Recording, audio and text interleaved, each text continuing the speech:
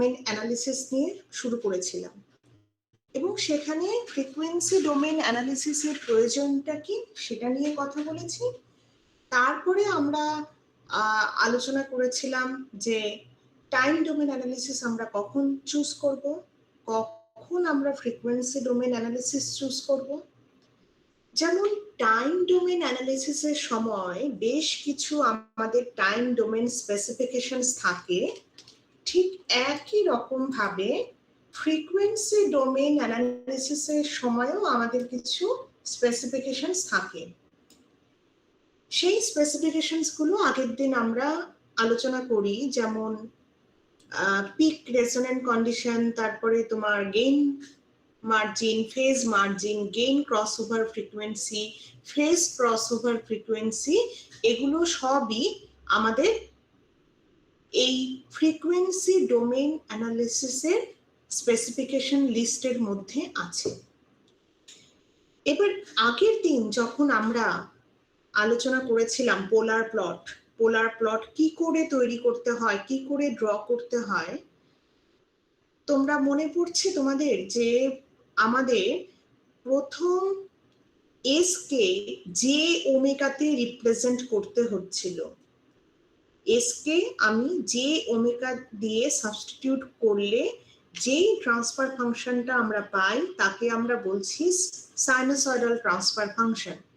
তার কারণ যে ওমেগা দিয়ে সাবস্টিটিউট করার অর্থ হচ্ছে আমি ইনপুটে সাইনোসয়েডাল সিগন্যাল দিয়েছি, তাই আমার যে ট্রান্সফার ফাংশনটা তৈরি হলো সেটা হচ্ছে sinusoidal transfer function. Sinusoidal transfer function মানে আমরা বেসিক্যালি তার প্লট করেছিলাম পোলার প্লটে, তার ম্যাগনিটিউড পার্ট এবং অ্যাঙ্গেল পার্টকে নিয়ে আমরা এরকম একটা অ্যাক্সিসে, এটাকে জিএসএইচএস প্লেনও বলা হয়। জি প্লেন তখনই বলবো যখন আমার ইউনিটি ফিডব্যাক সিস্টেম থাকবে, তার মানে ইউনিটি ফিডব্যাক সিস্টেমে এইচ এস ইকুয়ালস টু 1, তার মানে আমার ফিডব্যাক এলিমেন্টটা যেহেতু 1 হবে তাই সেটাকে জি প্লেন বলা যেতে পারে, তাই না? তোমরা আমাকে বলো যে কখন জিএসএইচএস প্লেনকে আমি জিএস প্লেন বলবো। এই আমি এক্ষুনি বললাম, তোমরা এই জায়গাটা বুঝতে পেরেছো কিনা? I need to B confirm.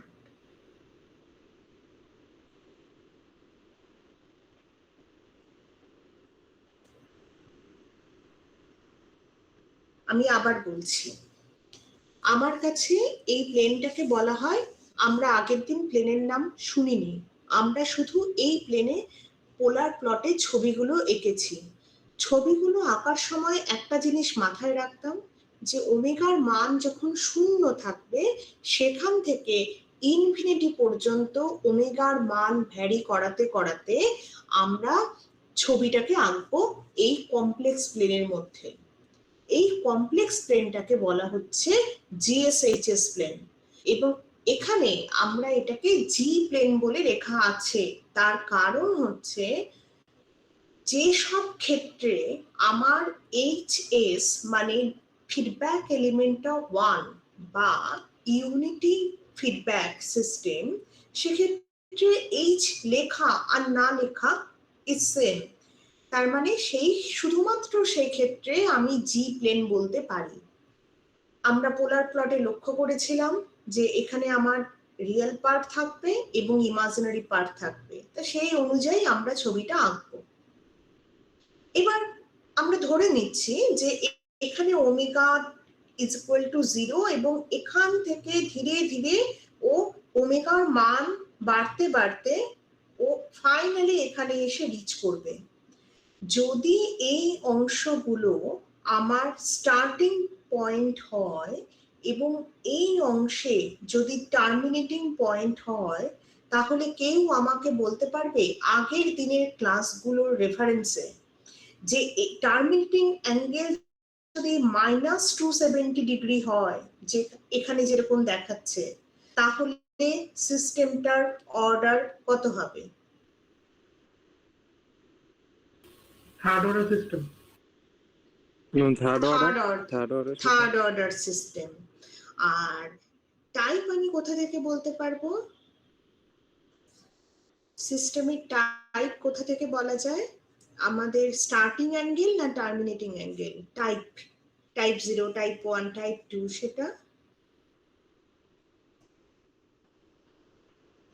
সেটা আমরা স্টার্টিং অ্যাঙ্গেল থেকে পাই। হ্যাঁ, এক্স্যাক্টলি। এখানে দেখো, আমরা আগের দিন যখন পড়েছিলাম সেখানে বলা হয়েছিল যে -1, এই -1-এ আমরা একটা ইউনিট সার্কেল এঁকেছিলাম। তোমরা যদি আগের দিনের ভিডিওটা আরেকবার দেখো, দেখতে পাবে যে লাস্ট স্লাইডে এখানে একটা 1 বরাবর এক ইউনিট সার্কেল আঁকা হয়েছিল। এবার প্রশ্নটা হচ্ছে 1 বরাবর কেন আঁকবো? আমার 1টার সিগনিফিকেন্স কি? আসলে আমাদের যে ক্যারেক্টারিস্টিক ইকুয়েশন হচ্ছে কোনো ট্রান্সফার ফাংশনের নিচের পার্টটা, মানে ডিনোমিনেটর অংশটা। এই ডিনোমিনেটর অংশটা কে আমি দেখো জিএস বাই 1 প্লাস জিএসএইচএস, তার মানে ডিনোমিনেটর অংশটাকে ইকুয়াল টু 0 করলে যে ইকুয়েশনটা পাওয়া যায় তাকেই তো আমরা ক্যারেক্টারিস্টিক ইকুয়েশন বলি। সেই ক্যারেক্টারিস্টিক ইকুয়েশনে যেহেতু এটা জিএসএইচএস প্লেন, তাহলে জিএসএইচএস কে বাঁদিকে রেখে বাকি অংশটাকে যদি আমি ডান দিকে নিয়ে চলে যাই, তাহলে আমি কি লিখতে পারি? জিএসএইচএস ইকুয়ালস টু -1, শুধু -1। কিন্তু যেহেতু আমার এটা আমি কমপ্লেক্স প্লেনে ছবিটা আঁকবো, তাই ইমাজিনারির ভ্যালুটা কি হবে? যেহেতু কিছু নেই -1 এর সাথে, তাই ইমাজিনারির মানটা হবে 0 প্লাস j0। সেই কারণে আমার এই কমপ্লেক্স প্লেনে -1 বা ইউনিট সার্কেলের প্রয়োজনটা এসে দাঁড়ালো। তার মানে জিএসএইচএস প্লেনের ক্রিটিক্যাল পয়েন্টটা বা ক্রিটিক্যাল তোমার যে লাইনটা, সেটা হচ্ছে একটা সার্কেল অফ রেডিয়াস 1।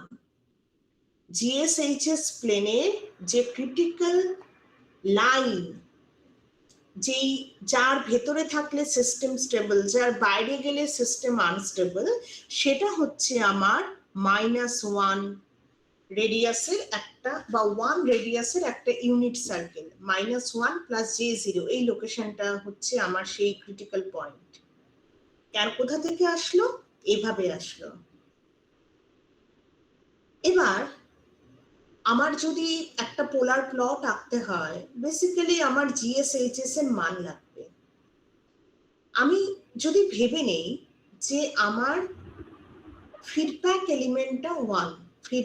এলিমেন্টটা 1, সেক্ষেত্রে আমার এটা শুধু জিএসএইচএস থাকবে না, আমি সেটাকে জি প্লেন লিখতে পারি, জিএস প্লেন লিখতে পারি। তাহলে আমি এখানে একটা generalised loop transfer function consider করে নিলাম। তোমাদের প্রথম দিকের ক্লাসে আমি বলেছিলাম যে লুপ ট্রান্সফার ফাংশন মানে হচ্ছে product of GS and HS, মানে জিএসএইচএস কে, এই প্রোডাক্টটাকে আমরা লুপ ট্রান্সফার ফাংশন বলতে পারি।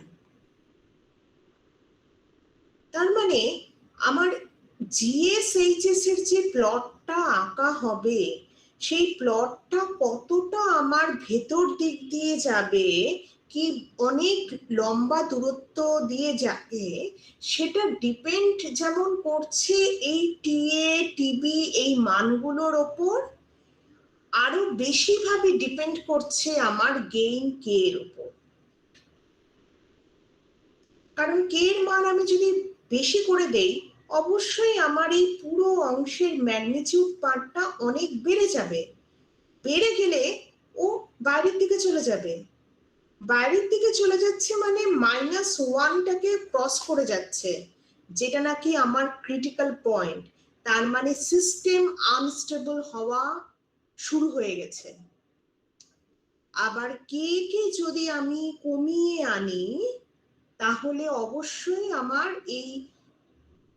এই অংশের এই লুপ ট্রান্সফার ফাংশনের ম্যাগনিটিউড পার্টটা কমে আসবে।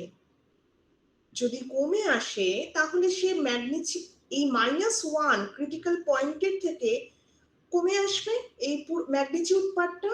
তার মানে সিস্টেমটা স্টেবল হওয়া শুরু হয়ে যাবে। এইভাবে আমরা সিস্টেমের স্টেবিলিটি চেক করতে পারি, তার মানে স্মল গেইনসে আমার সিস্টেম স্টেবল হওয়ার সম্ভাবনা বাড়বে।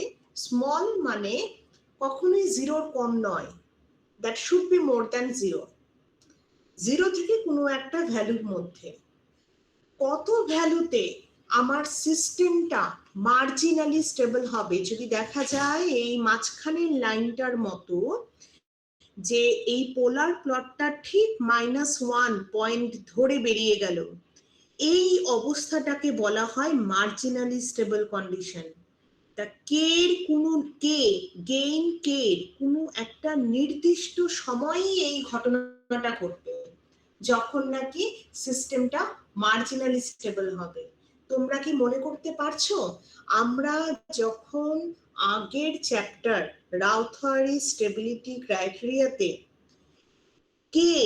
গেইন কে কোন রেঞ্জে স্টেবল অপারেশন হবে সেটা বের করেছিলাম, তখন আমরা এরকম মনে করো একটা এক্সাম্পল, যে 0 থেকে 20 এর মধ্যে থাকলে, if the value of gain k lies in between 0 and 20, we can say the system will be stable. 0 থেকে 20 এর মধ্যে থাকলে আমরা বলতে পারবো সিস্টেমটা স্টেবল। এবং মার্জিনালি স্টেবল করার জন্য আমরা k এর মান ইকুয়াল টু 20 ধরেছিলাম, মনে পড়ছে কিছুটা?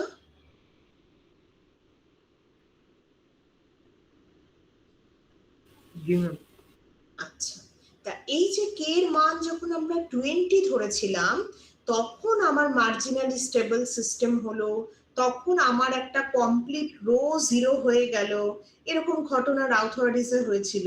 তার মানে k এর মান যখন আমি 20 রাখবো, তখন আমার পোলার প্লটটা -1 দিয়ে যাবে। সব কিন্তু ইন্টারকানেক্টেড, প্রত্যেকটা চ্যাপ্টার ইন্টারকানেক্টেড কন্ট্রোল সিস্টেমে। এমন নয় যে আমরা রাউথারি স্টেবিলিটিতে না পড়ে সরাসরি পোলার প্লটে আসলে উপকার হবে, একেবারেই নয়, সবগুলো কানেকশন আছে। এই কানেকশনটা আমরা যদি বুঝতে পারি, তাহলে এগুলো অ্যাপ্লাই করতে আমাদের হেল্প হবে। এবার আমি তোমাদেরকে একটু স্টেবিলিটি নিয়ে দেখায় যে কি করে, যে আগে তো আমরা এর ভ্যালু কি করে কম বা বেশি করলে সিস্টেমের স্টেবিলিটি নিয়ে আলোচনা করতে পারবো। এখানে আমাদের প্রধান একটা জিনিস মাথায় রাখতে হবে, এই যে সার্কেলটা এটা আমার ইউনিট সার্কেল, এটা হচ্ছে পোলার প্লট। যেই পোলার প্লট আমরা আগের দুটো ক্লাসে শিখেছিলাম, এই পোলার প্লটটা আগে আঁকবো এবং ইউনিট সার্কেল ইন্ডিপেন্ডেন্টলি স্বাধীনভাবে এঁকে নেব।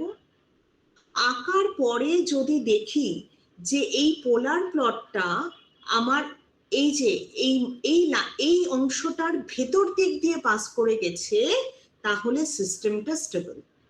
আমি আবারও বলছি, আমার কাছে ইউনিট সার্কেলটা প্রথমে গ্রাফ পেপারে এঁকে নেব এবং তারপরে ওমেগার ভ্যালু চেঞ্জ হওয়ার সাথে সাথে 0 থেকে ইনফিনিটি তো আমি বসাতে, হ্যাঁ 0 থেকে ইনফিনিটির দিকে, কিন্তু ক্যালকুলেটরে তো ইনফিনিটি বসাতে পারবো না। আমরা ক্যালকুলেটরে হয়তো বসাবো 10, 50, 100, দ্যাটস অল। তা আমরা কয়েকটা 4-5টা পয়েন্ট পেয়ে গেলেই সুন্দর করে এটাকে এঁকে নিতে পারবো। এই দুটো ইউনিট সার্কেল এবং পোলার প্লট, এই দুটো আঁকার পর যদি দেখি যে এই পোলার প্লটটা আমার ইউনিট সার্কেলের ভেতরের অংশ দিয়ে পাস করে গেল, তার মানে সিস্টেমটা স্টেবল। এটা আমি চোখের আন্দাজে কি করে দেখে বুঝবে, তার জন্য টেকনিক্যালি এরপরে বলছি। আর একটু আগে যেমন বলছিলাম, আমরা গেইন কে এর মান যদি বাড়াতে থাকি, তাহলে আমরা এই যে দেখো কে এর মান যদি বাড়িয়ে দেই, তাহলে তোমরা কি আমাকে একটু বলতে পারবে যে এই পোলার প্লটটা আরেকটু অরিজিনের দিকে যাবে না -1 এর দিকে যাবে, কোন দিকে যাবে? আমি যদি গেইন কে এর মান একটু বাড়িয়ে দেই, তাহলে প্লটটা, এই পোলার প্লটটা আমার অরিজিনের দিকে মুভ করবে না -1 এর দিকে মুভ করবে? -1 এর দিকে। এক্স্যাক্টলি, তার মানে সিস্টেম ধীরে ধীরে আনস্টেবিলিটির দিকে যাচ্ছে। যেই মাত্র আমি কে এর মান বাড়াতে বাড়াতে প্লটটা -1 এর মধ্যে দিয়ে পাস করবে, ওই মুহূর্তে সিস্টেমটা মার্জিনালি স্টেবল। যখন কে এর মান আমি আরো বাড়িয়ে ফেলবো, তখন প্লটটা এরকম দেখতে হয়ে যাবে।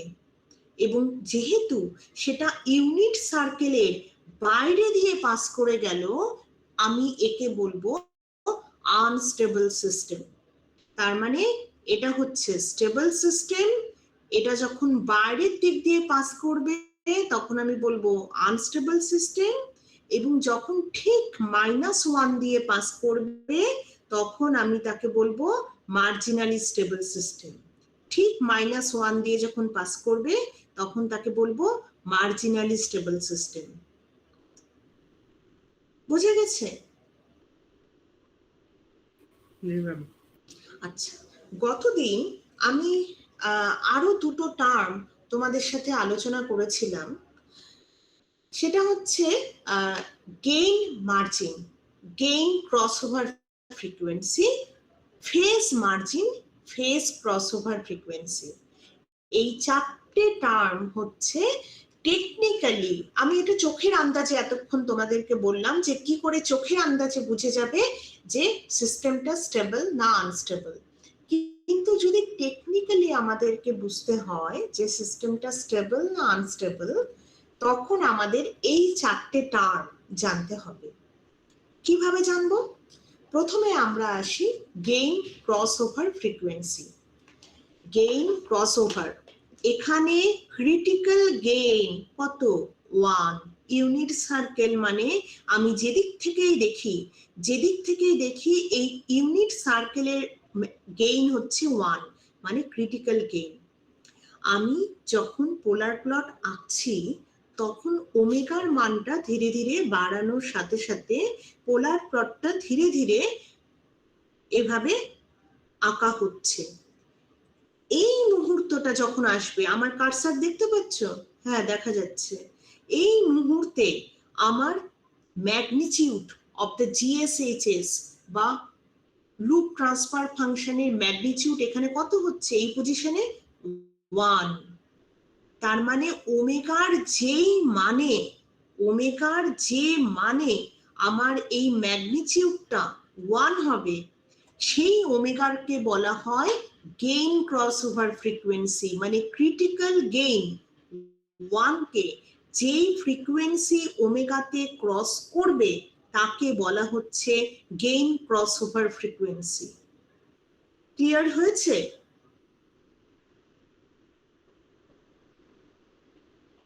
ক্লিয়ার হয়েছে? কে উত্তর দিলেও হবে। আমি আবার বলছি, আমি প্রথমে ইউনিট সার্কেলটা আঁকবো। এই ইউনিটস, আরো একটা কথা বলে নিচ্ছি, আমার এখানে রেকর্ডিং চলছে।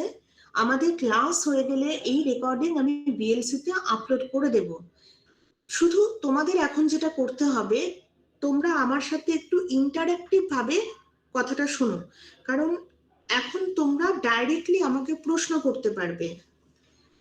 প্রথমে আমরা ইউনিট সার্কেল আঁকবো যার রেডিয়াস হবে 1, এবং তারপরে আমি পোলার প্লট আঁকা শুরু করব। যখন ওমেগার মান 0, সেখান থেকে ধীরে ধীরে ওমেগার মান ইনক্রিজ করতে করতে আমি টিল ইনফিনিটি অবধি যাব। তা পোলার প্লট হয়ে গেল। এবার আমরা যখন পোলার প্লট আঁকছিলাম গত দুদিন, তখন দেখেছিলাম যে আমরা একটা অ্যারো দিতাম। অ্যারো মানে হচ্ছে ওমেগার মানটা যেদিক থেকে যেদিকে ইনক্রিজ করার সাথে সাথে পোলার প্লটটা এগোচ্ছে। তার মানে এইভাবে আমার পোলার প্লটটা এগোচ্ছে। এখানে আমার ওমেগার মান কম এবং এদিকে আমার ওমেগার মান বেশি। এবার ওমেগার মান বাড়াতে বাড়াতে এখানে যখন এই ইউনিট সার্কেলকে ক্রস করবে, তখন জি ওমেগা এইচ জে ওমেগা মানে আমার সাইনোসয়েডাল ট্রান্সফার ফাংশনের ম্যাগনিটিউড কত হবে যখন ইউনিট সার্কেলকে ক্রস করবে?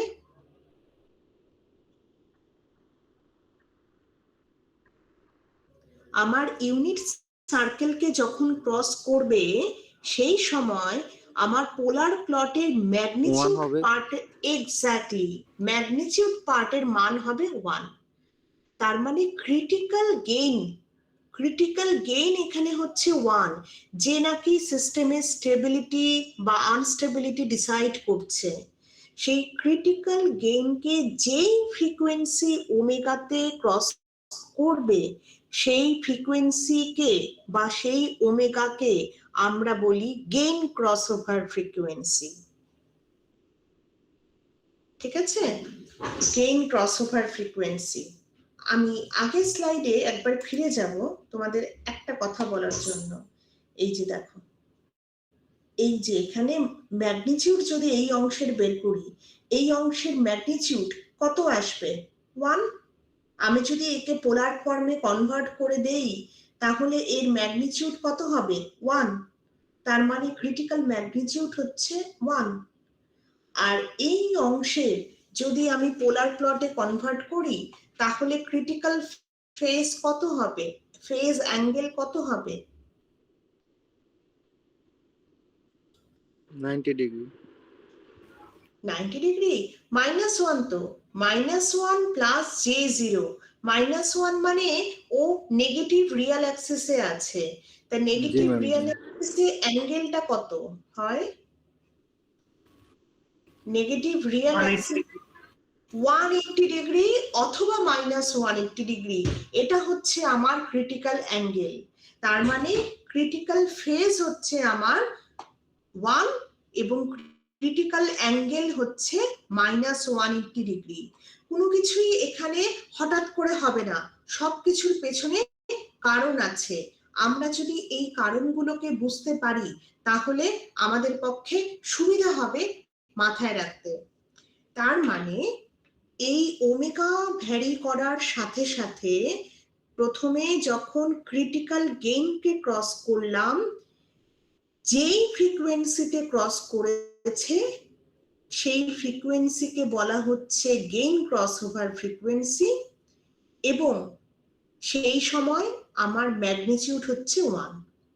এবার আরো আমি ধীরে ধীরে ওমেগার মান চেঞ্জ করতে থাকছি, ইনক্রিজ করতে থাকছি, করতে করতে এই প্লেনটাকে আমি ক্রিটিক্যাল ফেজ বলতে পারি। তো এই যে এই লাইনকে -180 ডিগ্রি লাইনকে ক্রিটিক্যাল ফেজ বলতে পারি। এই -180 ডিগ্রি লাইনকে বলা যায় ক্রিটিক্যাল ফেজ। ওখানে তো ওমেগার ইন্টারসেকশনটা হয়নি তো। এই যে ওমেগার ইন্টারসেকশন এখানে হবে, যখন আমি ধীরে ধীরে ওমেগাকে বাড়াচ্ছি তখন প্রথমে ক্রিটিক্যাল ম্যাগনিটিউডকে ক্রস করলো, গেইন ক্রসওভার ফ্রিকোয়েন্সি হলো। তারপরে যখন আবারও ওমেগাকে আরো ইনক্রিজ করছি তখন -180 ডিগ্রি লাইনকে মানে ক্রিটিক্যাল ফেজকে ক্রস করছে, সেই ওমেগাকে আমি বলবো ফেজ ক্রসওভার ফ্রিকোয়েন্সি। তার মানে দুটো ফ্রিকোয়েন্সি আমি পেয়ে গেলাম। এবার এখানে তোমরা কেউ আমাকে বলতে পারবে ওমেগার মান এখানে 0-র কাছাকাছি, এখানে ইনফিনিটির কাছাকাছি। আমি ধীরে ধীরে ওমেগার মান বাড়াচ্ছি। প্রথমে আমি ক্রিটিক্যাল গেইন ক্রসিং এ গেইন ক্রসওভার ফ্রিকোয়েন্সি পেলাম, এবং ক্রিটিক্যাল ফেজ মানে -180 ডিগ্রিকে ক্রস করার সময় আমি ফেজ ক্রসওভার ফ্রিকোয়েন্সি পেলাম। এর মধ্যে এই দুটো ফ্রিকোয়েন্সির মধ্যে কার মান বড় হবে? গেইন ক্রসওভার না phase crossover? Ma'am, phase crossover. Phase crossover ফ্রিকোয়েন্সির মান বড় হবে, কারণ ma'am. গেইন ক্রসওভার আগে এসেছে, তারপরে আরো ওমেগার মান ইনক্রিজ করার ফলে আমি ফেজ ক্রসওভারে পৌঁছই। তার মানে এটা তোমরা নিজেদের খাতায় লিখে নাও যে যখন গেইন ক্রসওভার ফ্রিকোয়েন্সির মান ফেজ ক্রসওভার ফ্রিকোয়েন্সির থেকে ছোট হবে তখন আমি বলতে পারবো যে সিস্টেমটা স্টেবল।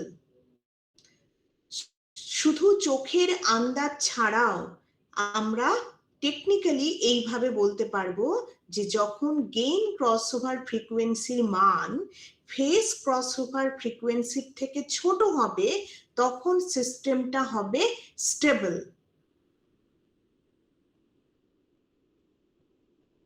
এবার আমরা দেখি যে কখন হবে আনস্টেবল, ঠিক উল্টোটা হলে। তা উল্টোটাই দেখি, এখানে ধীরে ধীরে আমি ওমেগার মান এখানে অ্যাপ্রক্সিমেটলি 0, ধীরে ধীরে আমি ওমেগার মান বাড়াচ্ছি। ওমেগার মান ইনক্রিজ করতে করতে প্রথমে ও ক্রিটিক্যাল ফেজ লাইনকে ক্রস করলো, মানে -180 ডিগ্রিকে। তার মানে এটা হচ্ছে আমার ফেজ ক্রসওভার ফ্রিকোয়েন্সি ওমেগা। এখানে আমি যেই ওমেগার মান পাবো সেটা ফেজ ক্রসওভার ফ্রিকোয়েন্সি।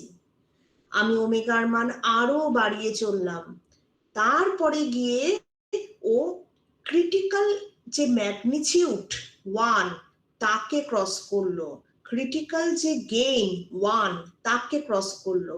তার মানে যেই ওমেগার মানে এই ক্রিটিক্যাল গেইনকে ক্রস করেছে তাকে আমি বলবো গেইন ক্রসওভার ফ্রিকোয়েন্সি।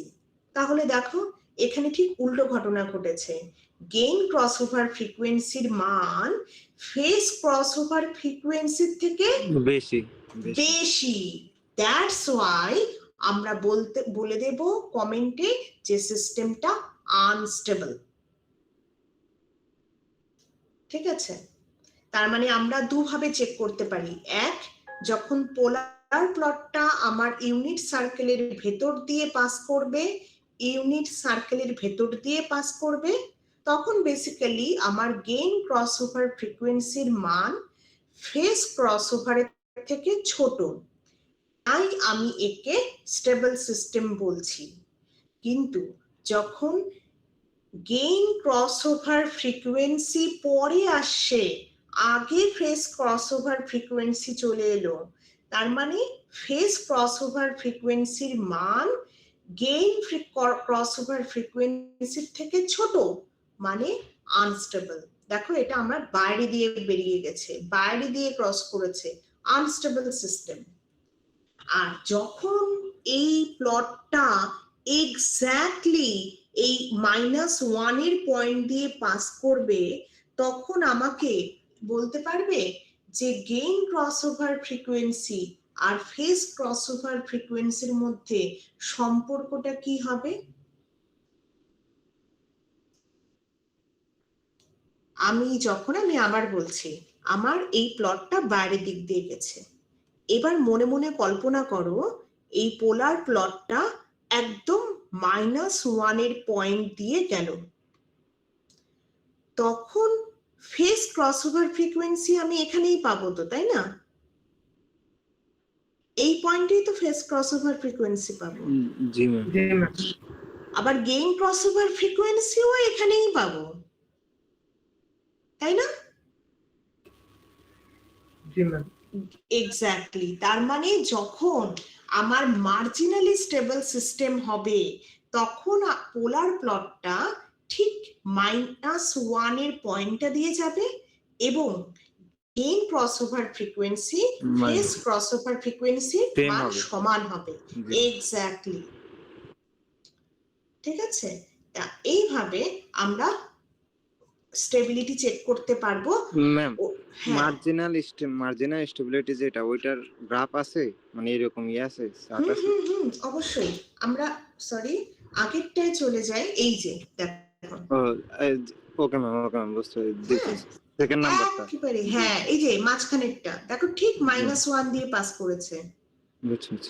হ্যাঁ, আর এখানে কে এর মান ঠিক সেই ভ্যালুটা হবে যখন আমরা রাউথারের স্টেবিলিটি ক্রাইটেরিয়াতে ওই কে এর রেঞ্জের হাইয়েস্ট ভ্যালুটা ধরবো, তখন আমার পোলার প্লটে ঠিক এই লাইন দিয়ে পাস করবে। All are connected. হ্যাঁ, তার মানে আমরা গেইন ক্রসওভার ফ্রিকোয়েন্সি পরিষ্কার বুঝতে পারলাম, ফেজ ক্রসওভার ফ্রিকোয়েন্সি পরিষ্কার বুঝতে পারলাম। আর দুটো টার্ম আমি তোমাদেরকে আজকে বোঝাবো। তার আগে আমরা একটুখানি থেমে নেই। এতদূর অবধি তোমাদের কারোর কোনো সমস্যা আছে কিনা?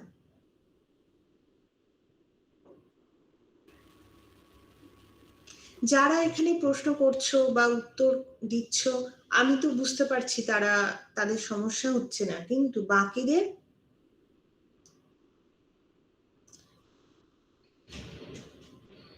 আর তোমাদের কিন্তু এই ভিডিওগুলো আপাতত এগুলো দেখতে হবে, নইলে এগুলো এমন সোজাও নয় যে একবার দেখলে মনে থাকবে, আবার এত কঠিনও নয় যে কিছুই বুঝবে না। তোমরা যদি ভিডিওটা দেখো এবং তোমাদের কোয়ারিজ গুলো যদি আমাকে জানাতে পারো, তাহলে আমি তোমাদেরকে রিটার্নে বোঝাতে পারবো। এই কষ্টটা একটু তোমাদেরকে করতে হবে, নইলে ইনকমপ্লিট থেকে যাবে পুরো ব্যাপারটা। এবার আমি আসি গেইন মার্জিন।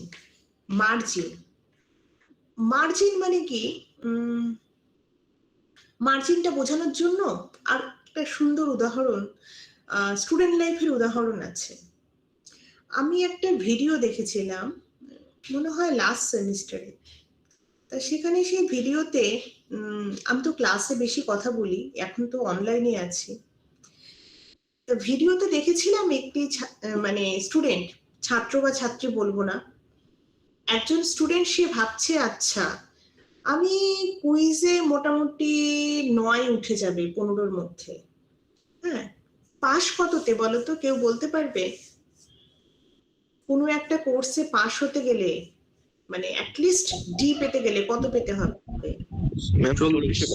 বা তার মানে তার আমি অঙ্কের সুবিধের জন্য ভেবে নিলাম তার 15-র মধ্যে সে ভাবছিল যে 10 তার চলে আসবে। ওকে, সে রোজ ক্লাসে আসে, তাও দু একটা যদি মিস হয় আমি ভেবে নিলাম 6 তার চলে আসবে, তাহলে 10 আর 6 হয়ে গেল 16।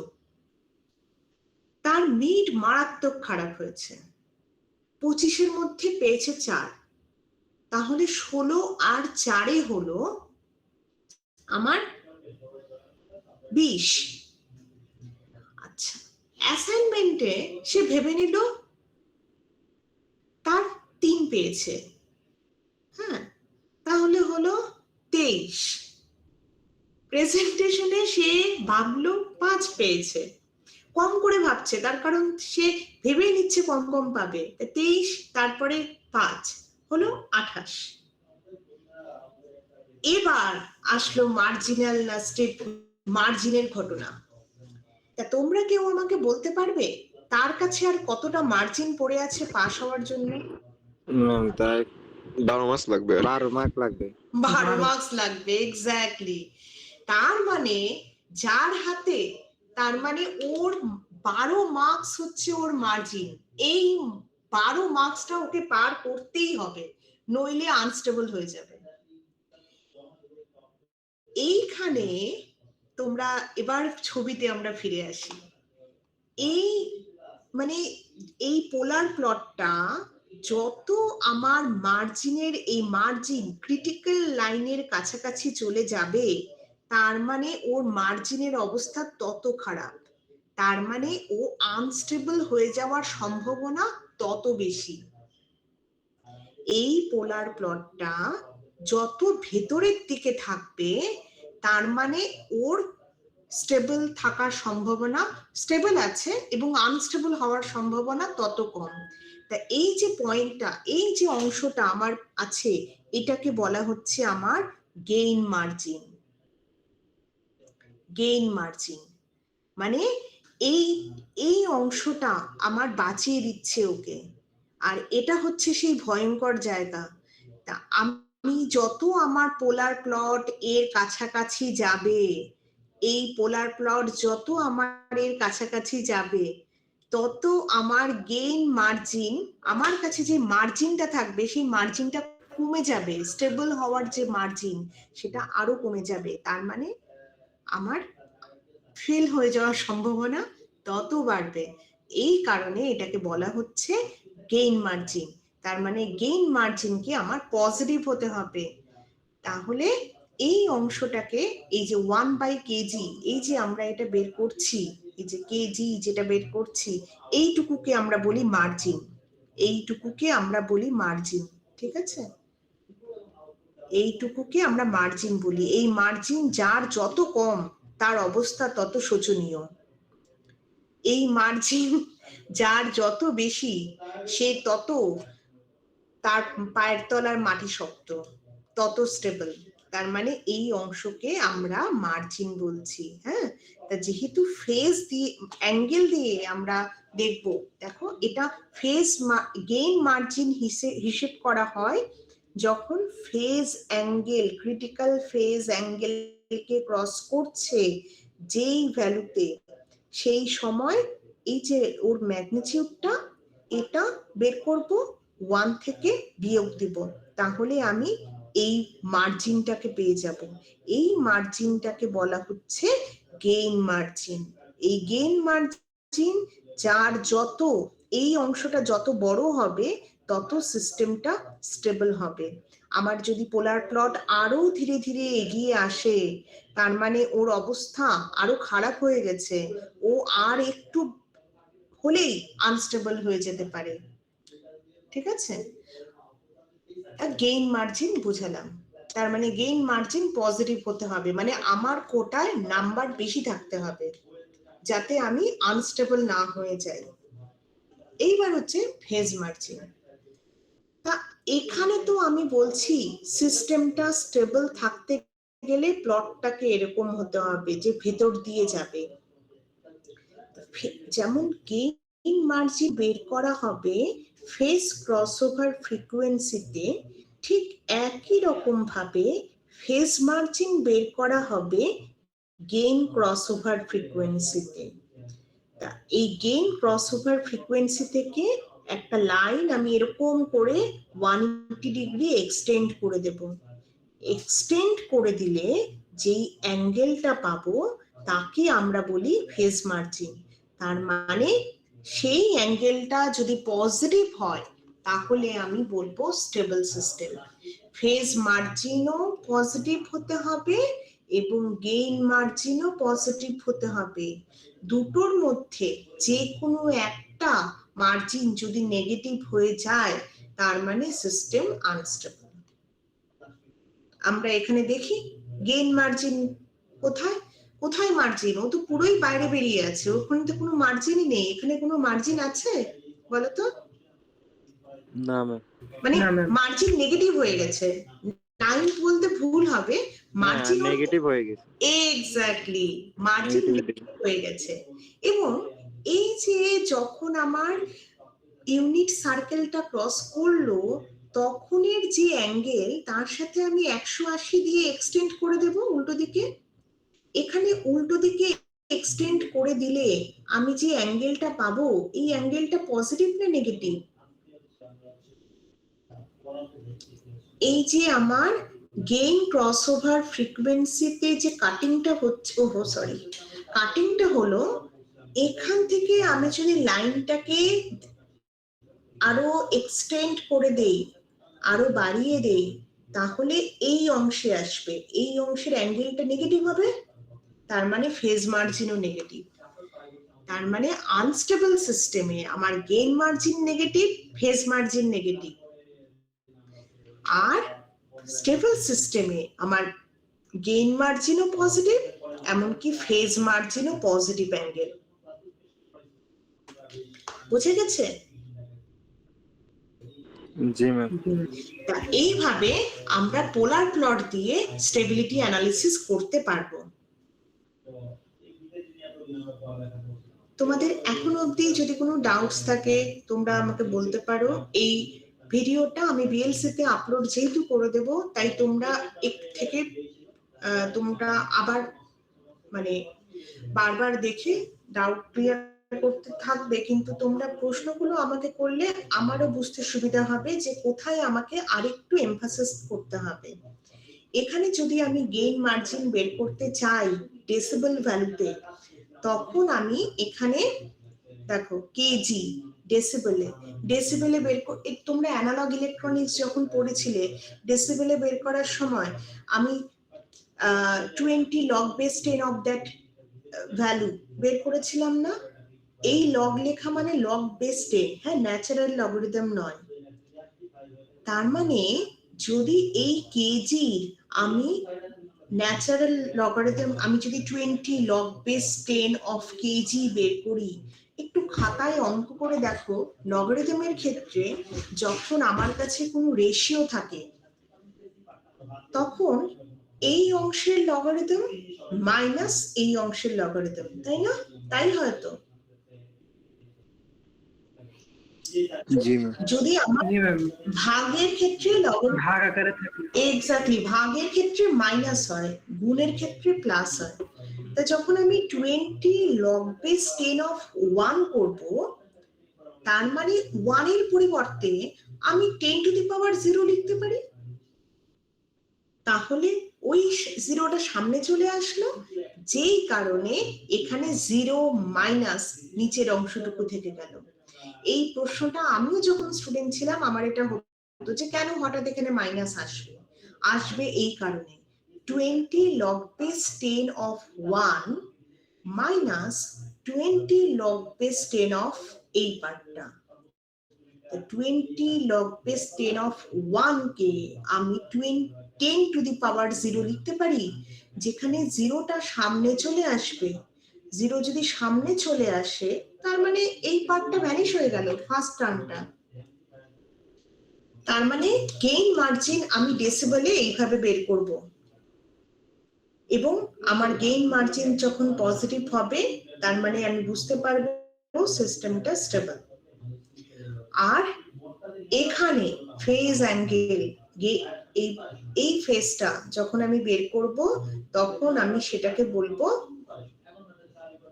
সেটাকে আমি কি বলবো, এই যে ফেজটা পাবো এই ফেজটাকে আমি বলবো ফেজ মার্জিন। দেখো এখানে যে, হ্যাঁ, এখানে যে ফেজ পেয়েছিলাম তার সাথে 180 ডিগ্রি যোগ করার ফলে আমি যে ফেজটা পাবো, সেই ফেজটা যদি পজিটিভ হয় আমি বলবো পজিটিভ ফেজ মার্জিন।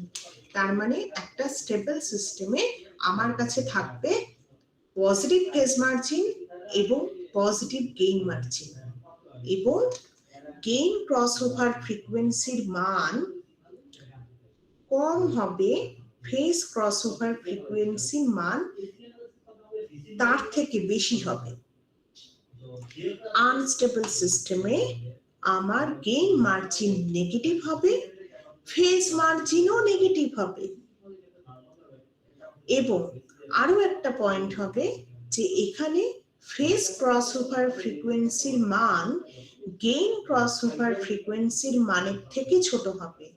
তাহলে এই আমরা ফ্রিকোয়েন্সি ডোমেন স্পেসিফিকেশনস গুলোর সাহায্যে আমরা সিস্টেমের স্টেবিলিটি ক্যালকুলেট করতে পারবো, এমনকি এগুলোও ক্যালকুলেট করতে পারবো, phase margin and gain margin in decibel.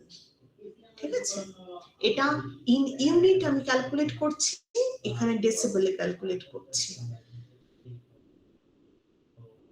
আজকে আমাদের এই পোলার প্লট এই অংশটা শেষ হলো, কিন্তু ফ্রিকোয়েন্সি ডোমেন অ্যানালিসিসে এরপরে আমরা যেতে চাই নাইকুইস্ট প্লটে। তোমরা যদি কেউ এই নাইকুইস্ট প্লট ব্যাপারটা দেখতে চাও তাহলে তোমরা কাস্তুহিকো ওগাটার যে বইটা আছে মডার্ন কন্ট্রোল ইঞ্জিনিয়ারিং সেটা দেখতে পারো।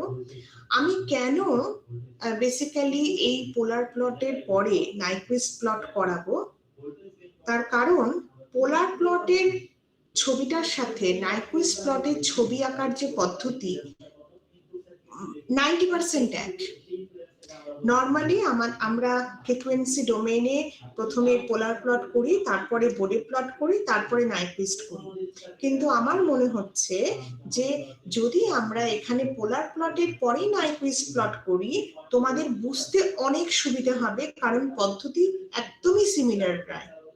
তা সেক্ষেত্রে তোমাদের পরিশ্রম কম হবে।